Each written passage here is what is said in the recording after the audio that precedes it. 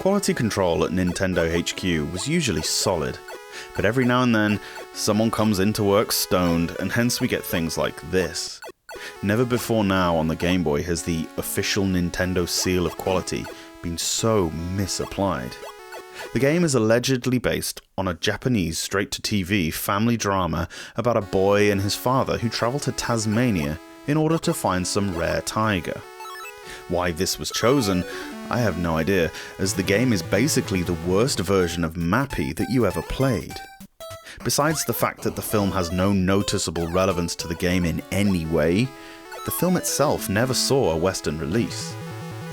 You're this really awfully drawn little boy that looks like this portrait I have on my fridge that my 4-year-old niece drew of me, with legs that spin around like rotary fans.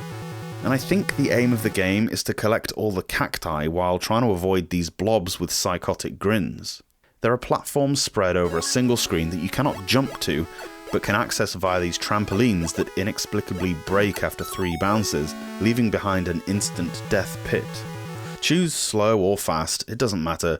Everything moves too quickly for the game to even be playable. 4 enemies in one tiny maze. Imagine if the ghosts in Pac-Man were coming at you in a maze about 1/10 of the size it usually is, and the only power pellet you have are bombs that explode after you've already been killed. Come into contact with any enemy, and your character falls over and has what can only be described as a seizure.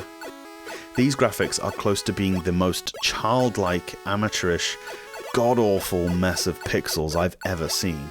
You'd expect this level of crap from some unlicensed knockoff garbage like Cheetah Men or something, but this was licensed by Nintendo. I can't believe that, and furthermore, the Tasmania story somehow made it through the too shitty to leave Japan filter that saved Westerners from a lot of the most terrible Game Boy games. The game gets 1 out of 10 for graphics because the intro screen with the running tiger looks quite nice. It's actually understandable that there's no information anywhere as to the developers of this game. Who would own up to it? I try to refrain from going off on a game too often, and I don't like to swear in reviews unless I run out of adequate adjectives, but this is like something out of an AVGN episode. What were they thinking? It's so bad. Oh, light help me, it's so bad, I hate it. And I hate those stupid Tasmanian tigers too. Why is it called a tiger if it's a marsupial? I'm glad they're all dead.